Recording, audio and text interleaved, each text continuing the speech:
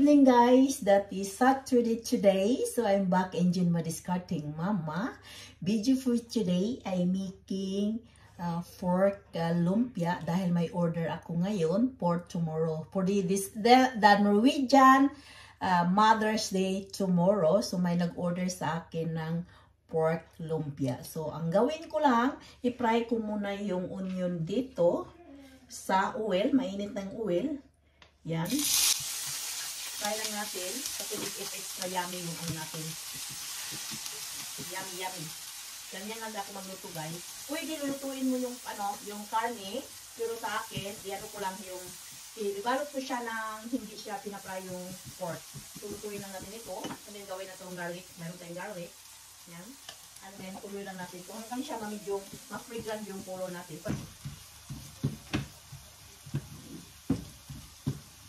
Ito na. I-set aside lang natin palamigin yung ano natin fried onion. So, gawin. Mayroon ako 1,600 gram na ano ito guys, pork and medyo beef siya. Mix siya 50-50%. Pwede ka makabili dito sa Norway na 50-50 na yung karne niya. 50-50 na pork, 50-50 na beef. So, ito na siya. Nahalo ko na. Ihalo ko lang siyang ganito. Yan. And then, mayroon tayong 3 tablespoon na pepper powder and 3 tablespoon na salt. Ihalo lang natin ito. Yan. And then, gumamit tayong a little bit oil. Sesame oil. Tansya-tansya lang ito, guys. Kasi pag magluto ako talagang may sesame oil. Kasi ito ang magpapasarap sa anin natin. Mabango siya. Gumamit tayong oyster sauce. Tansya-tansya din ang oyster sauce ko. Nasa sa inyo, of course, gumamit tayong sugar. Yan. And I have chopped na carrots. So, imimix lang natin ito lahat. So, ihalo lang natin lahat ng mga ingredient nito. Yan. Gumamit lang ako ng disposable na gloves. Parang hindi yung natin yung kamay. Yan. Pwede lulutuin ninyo ito, pero sa akin hindi ko na siya niluluto. Ibalot ko lang ito siya na hindi luto. I-fry ko ito siya. I-deep fry ko ito bukas na. Yan. And then ihalo natin yung fry na onion. Yan.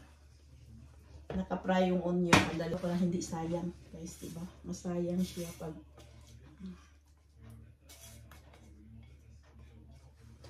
and ito na siya guys, ibabalot na lang natin ito. Mix lahat.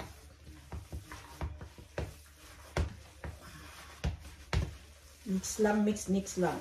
Para mahalo lahat.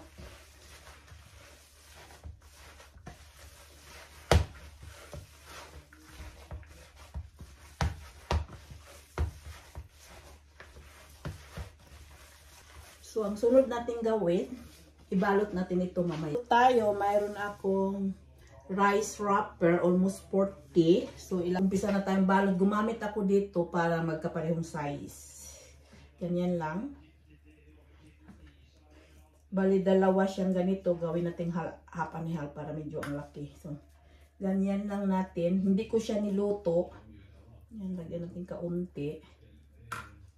And then, ibalot natin ganyan. Parang ganyan. And then, pwede lulutuin niyo yung karne. Nasa sa inyo na yan. Sa akin, hindi ko siya niluto. And ito na siya.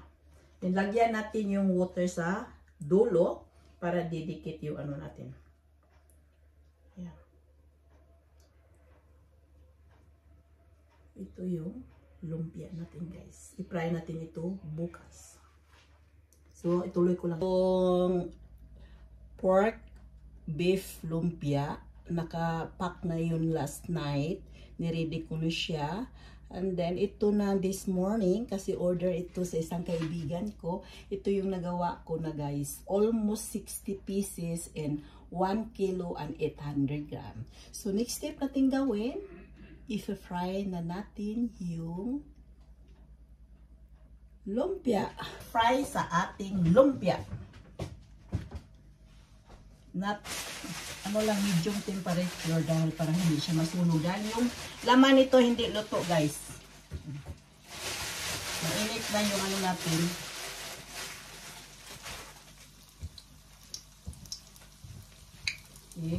I-fry lang natin. And that is it.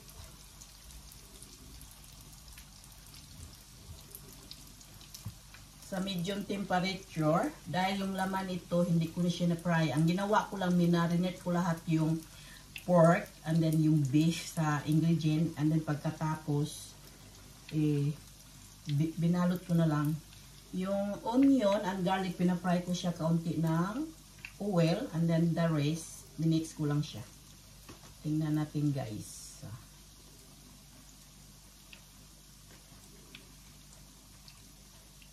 Yan, ipafry na natin dyan. Deep fry natin in medium temperature. Para maluto yung nasa ilalim. Dahil yung hindi ko na siya pinafry. Yan, pork lumpia is done. I-drain mo na lang natin dito. Yan. Medyo matagal siya pag-fry ko dahil hindi siya luto. Pagbalot ko, hindi ko niluto yung pork and beef. Kaya, need more time to fry, deep fry.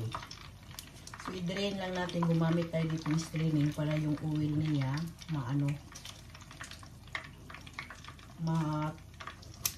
yan.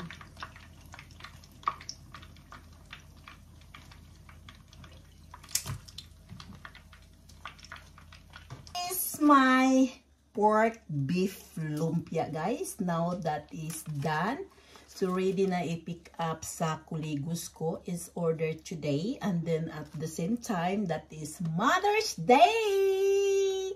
Yeah! This is my kuligos ordered me pork and beef lumpia. So, ready na i-pick up dito. And in the meantime, gagawa muna tayo ng noodles.